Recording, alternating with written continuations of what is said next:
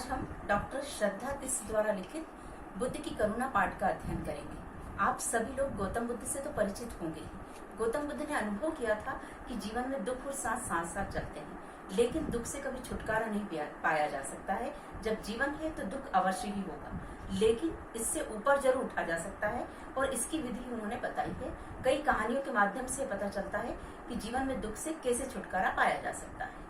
श्रावस्ती नगर में किस्सा गौतमी नाम की एक युवती रहती है। उसका विवाह धनाढ्य परिवार के एक युवक से होता है। उसका 1 वर्ष का बालक होता है और एक दिन उसका इलाज करते करते वह मर जाता है। किस्सा गौतमी श्रावस्ती नगर की गलियों में पागल जैसी घूमती रहती है और सभी से कहती है कि मेरे बच्चे को कोई जीवित कर दे। कोई उसकी बात पर ध्यान नहीं देता है और कोई मुस्कुरा कर चला जाता है। अंत में एक बुद्धिमान व्यक्ति उसके पास में आता है और कहता है कि तुम जेतवन विहार में गौतम बुद्ध ठहरे हुए हैं, तो उनके पास जाओ, वे तुम्हारे बच्चे को जीवित कर देंगे। किस्सा गौतमी गौतम बुद्ध की शरण में जाती है और उनके चरणों में जाकर बच्चे को रख देती है। गौतम बुद्ध बड़ी धैर्यपूर्वक इसकी बात को सुनते हैं और कहते हैं कि मैं तुम्हारे बच्चे को जीवित तो कर सकता हूँ, लेकिन तुम्हें एक काम करना होगा। श्रावस्ती नगर में जाना होगा और वहां से एक सरसों का दाना लेकर आना होगा जहां किसी की मृत्यु न हुई होगी। किस्सा गौतमी श्रावस्ती नगर के प्रत्येक घर में जाती है। सबसे पहले घर में जाती है तो घर के सदस्य को आवाज देकर कहती है कि गौतम बुद्ध ने मुझे सरसों का दाना लाने के लिए कहा है, लेकिन यदि आपके घर में कोई मृत्यु न हुई हो। घर का एक सदस्य आकर कहता है, बहन हमारे यहाँ मृत्यु तो हुई है, सरसों का दाना चाहे तो आप जितना चाहे ले जा सकते हैं। ऐसा वह प्रत्येक घर में जाती है, लेकिन प्रत्येक घर में उसे यही जवाब मिलता है। उसको समझ में आ जाता है कि जिसका जन्म हुआ है उसकी मृत्यु निश्चित है, इसलिए वो अपने बच्चे का दाह संस्कार कर देती है और फिर गौतम बुद्ध की शरण में आती है। गौतम बुद्ध उससे पूछते हैं कि अब यहाँ क्यों आई हो, सरसों का दाना लाई क्या?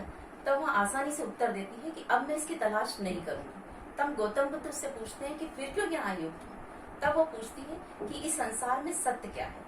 तो तब गौतम बुद्ध उसको बड़ा ही विनयपूर्वक समझाते हुए कहते हैं कि इस जीवन में ईश्वर और मनुष्य दोनों ही अनित्य है। इस तरीके से किस्सा गौतमी भगवान बुद्ध की शरण में आती है, उनसे दीक्षा लेती है और निर्वाण को प्राप्त होती है। गौतम बुद्ध के उपदेशों का आधार सहज बुद्धि और व्यवहारिकता है। बौद्ध धर्म अन्य धर्मों से बिल्कुल ही अलग है। उनकी सहज बुद्धि के कई उदाहरण हमको देखने को मिलते हैं।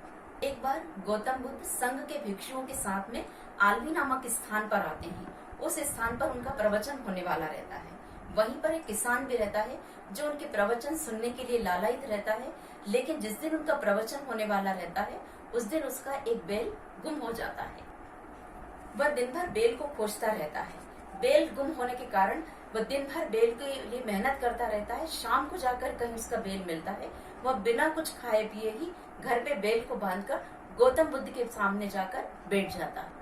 गौतम बुद्ध उस किसान की तरफ देखते हैं और एक शिष्य को आदेश देते हैं कि सबसे पहले किसान को भोजन कराया जाए, और भोजन करने के पश्चात वे अपने प्रवचन को प्रारंभ करते हैं। गौतम बुद्ध अपने प्रवचन को प्रारंभ करते हैं और समाप्त करने के बाद में संघ के जितने भी लोग होते हैं वे सभी गौतम बुद्ध पर नाराज होते हैं और पूछते हैं कि आपने इतनी देर से प्रवचन क्यों शुरू किया। गौतम बुद्ध समझाते हुए कहते हैं कि यदि वह किसान भूखा होता तो क्या मेरे उपदेश को सुन पाता। इस तरीके से वे सभी के क्रोध को शांत कर देते हैं। इस प्रकार गौतम बुद्ध सभी की समस्याओं का समाधान करते थे, चाहे वे मनुष्य हो या जीव जंतु। इसीलिए उन्होंने मध्यम मार्ग को अपनाया।